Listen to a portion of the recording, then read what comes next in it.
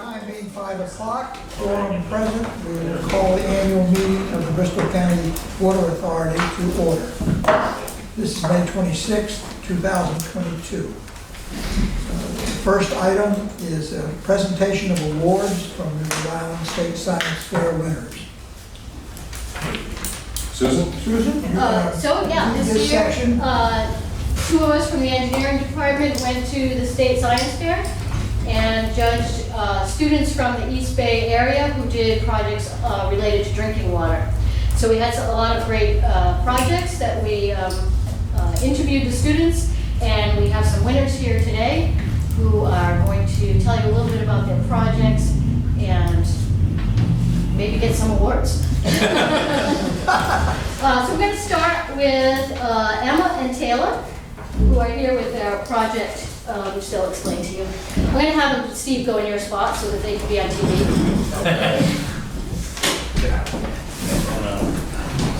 Nothing back here. Yeah, wait here so you can learn something. Yeah, all right.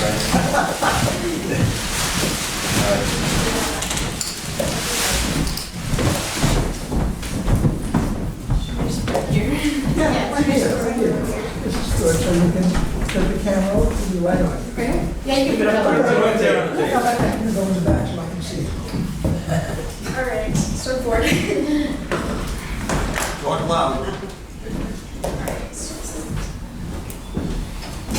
Okay, so our question was if there are bioremediators in our local waters. So what a bioremediator is, when you guys didn't know, it's a little bacteria that lives mostly in the floor of the ocean, and they feed almost exclusively off of oils, whether it's like natural oils or man-made oils. And we decided to test this because the topic of oil spills is such a relevant and like pressing matter, especially today with like the rise of industrialization and factories, like it's everywhere. So there's like mostly like in the Gulf of Mexico, there's millions of gallons of oil spilled almost like yearly. And more like in our area, in the Narragansett Bay, there's hundreds of thousands of gallons always poured in there. So because of this knowledge, and when we went further into this knowledge, we hypothesized that if the quantity of bioremediators is related to the amount of oil in the water, that there should be a high amount of these oil-eating microbes in the waters, especially in the Narragansett Bay. So to test this, we collected samples from the Anawamsket Bay, the Warrentown Beach, and then it was the Kickamoot River. And we grabbed the samples and we cultured them onto the media. We have some pictures here. And so we let that grow. And then as we took a look at the bacteria, they look different, so you can tell that there are different types of bacteria. So we just took those with, it's like a metal loop, and then we isolated those into liquid bacteria. So we had the different cultures separated. And then we also let those grow for a few days. And then using that bacteria, we made a solution. We used an indicator, a metabolism indicator, called tetrazolium, and we made a solution with the tetrazolium, the bacteria, the oil, and some water. And then in a couple of days, we were able to tell by the water and the oil turning red that the bacteria was metabolizing the oil. So we could tell that they were eating it. So there were bacteria in it. So in the Anawamsket bacteria, we didn't find any. We did have one that was contaminated. It looked like mold at the bottom of it. And then the Kickamoot River, we had 3 positives. So we can assume that there are these bacteria in the Anawamsket or the Kickamoot River. And then the Warrentown Beach, we didn't get any positives.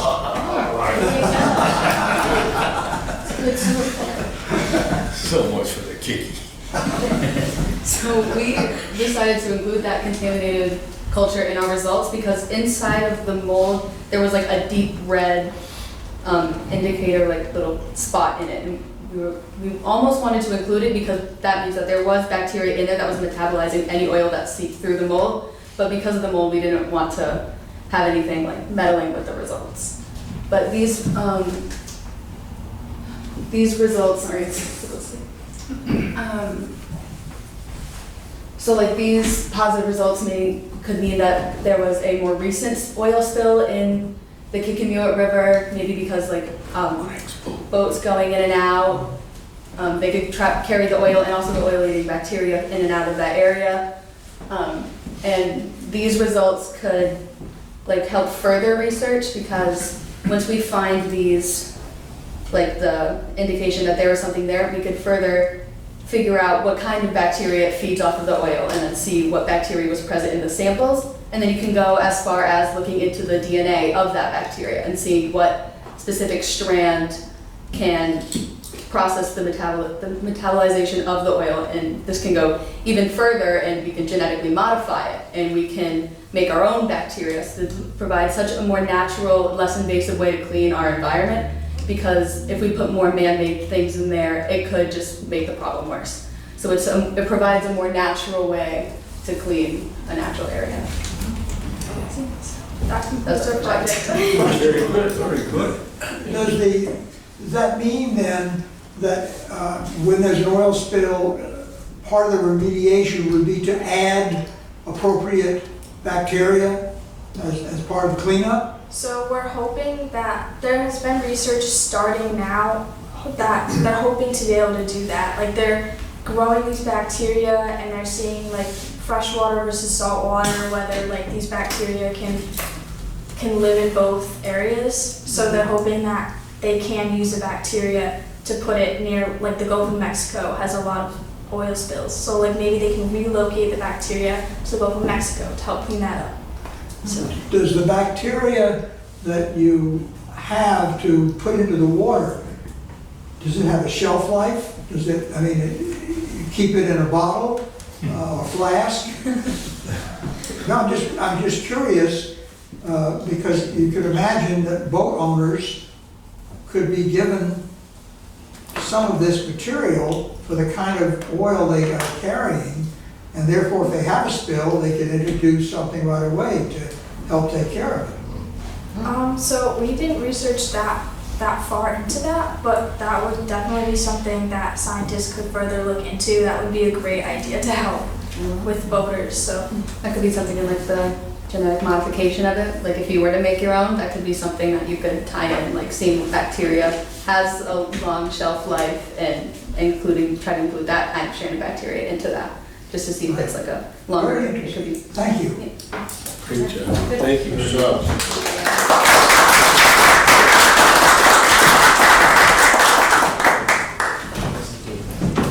Do we have a picture of that to put on our website? Maybe, 3 pictures, because that way each panel would be visible? Because I think that's a really interesting study. A picture of the back. Yeah. Okay, Yes, yeah. of the actual exhibit.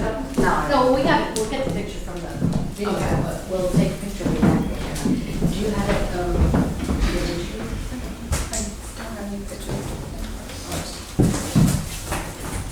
Now there's wait, a- I should introduce. These girls will get our second place prize, and our first place winner was Lucienne. yes. And she's here to tell us about her project.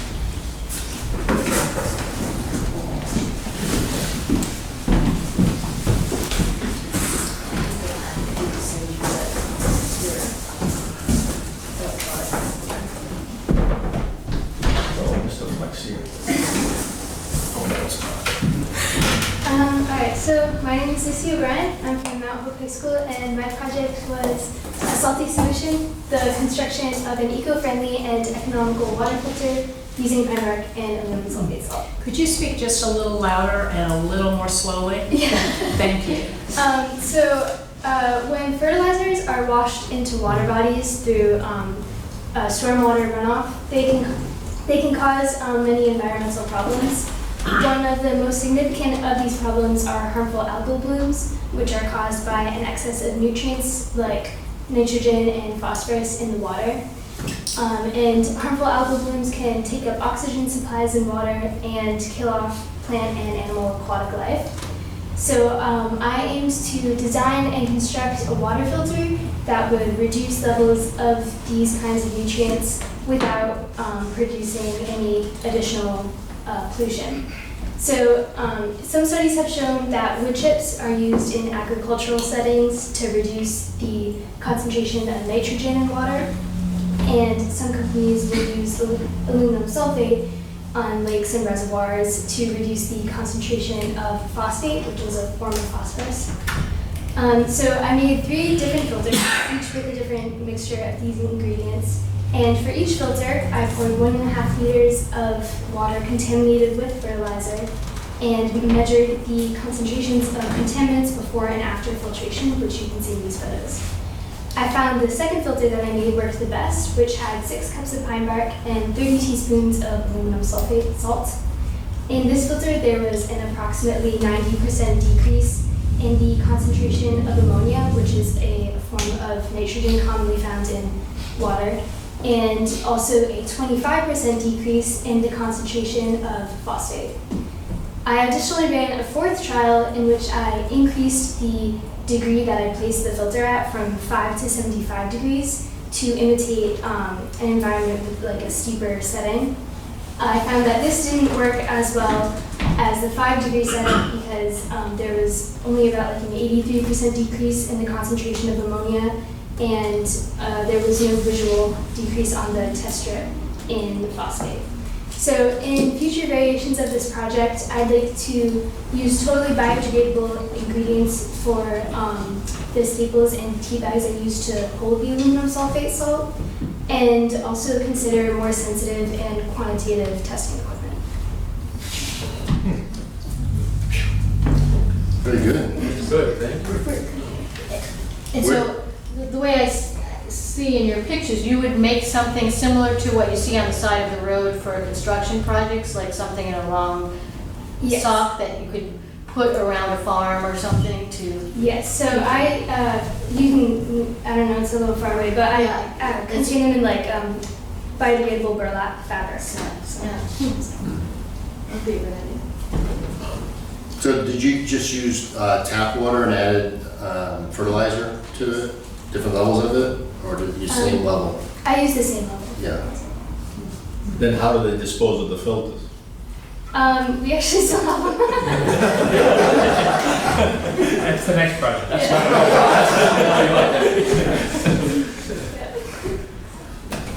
Very good. Nice job.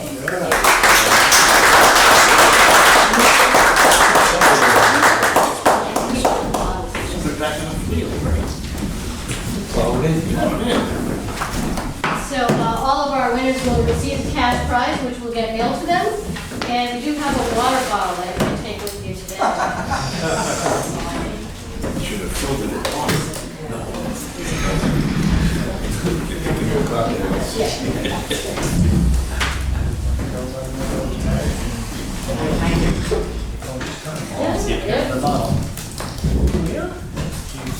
Same old story, your prizes in the mail. Thank you.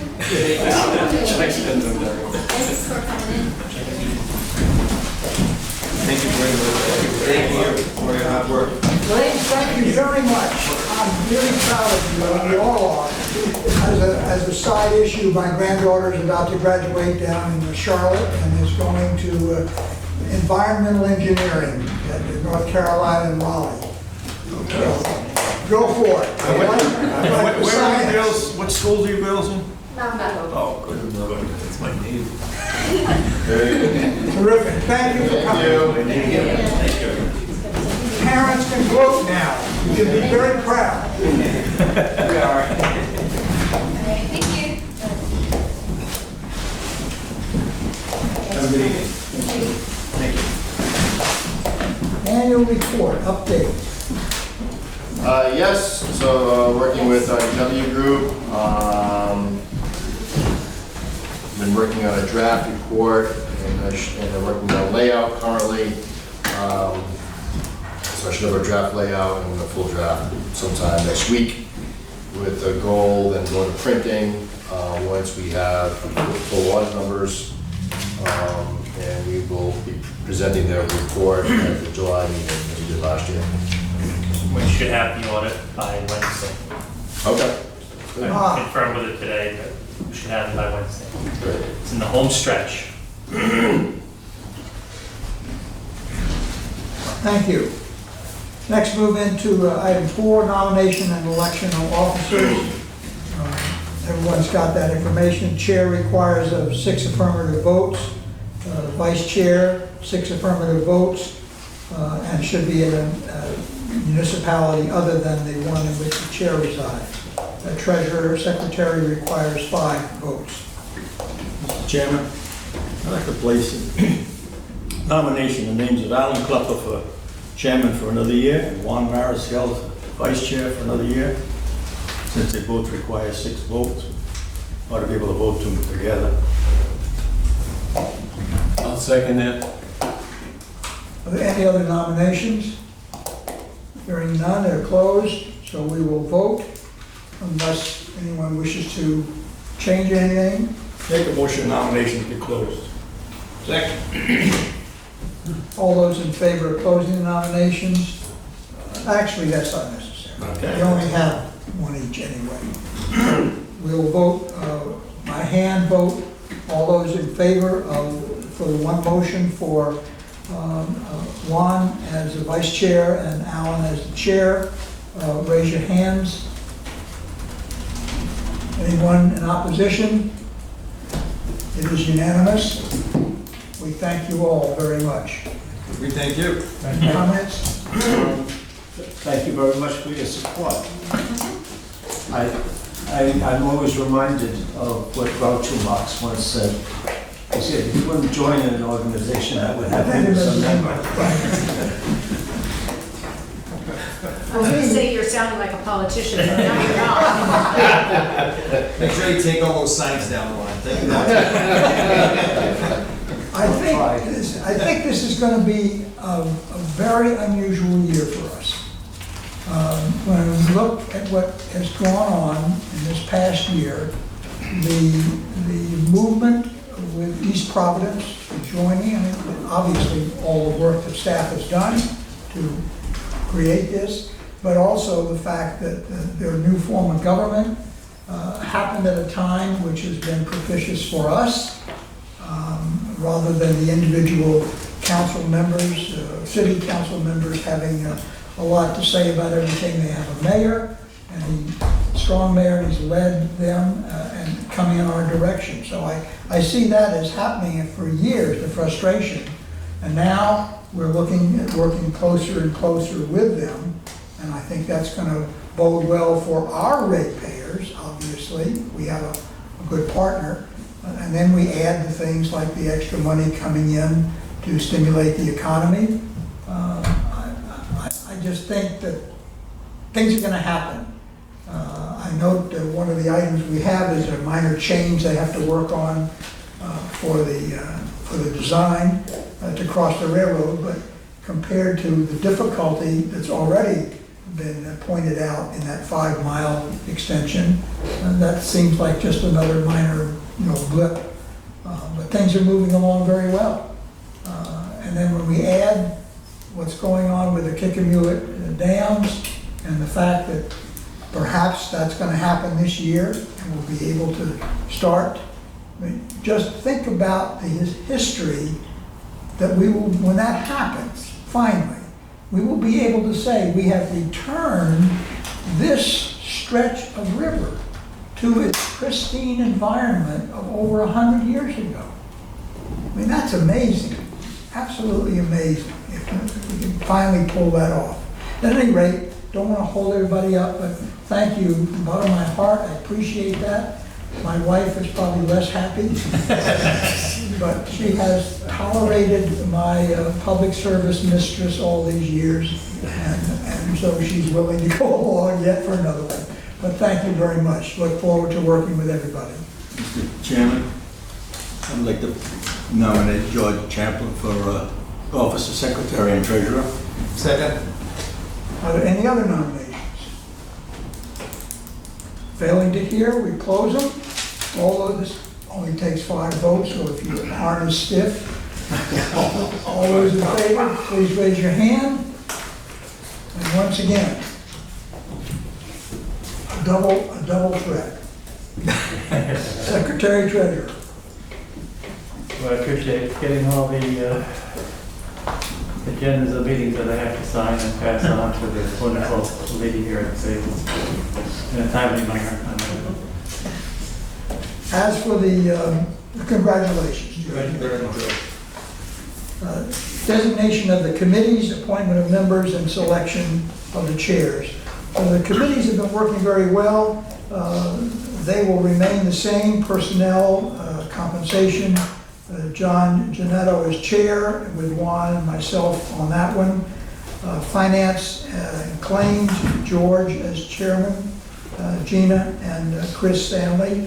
And policies and procedures, Bill Goslin made the comment that he wished to not to be reappointed as the chair. And so Tom would be the chair, with Bill and Bob Martin on that committee. And we certainly thank Bill for his fine work during the past on this. Congratulations, Tom. With that, we will have an adjournment to the regular meeting. Motion to adjourn. The regular meeting is, do we have a delay in the start, or can we go right to it? You don't wait till 5:30. We have to wait till 5:30, so we have 10 minutes for the Would it champagne. make sense to go into executive session now and then go into a regular meeting, or is that not kosher? No, we can't really start that meeting until 5:30. That's the problem. So we will, not yet.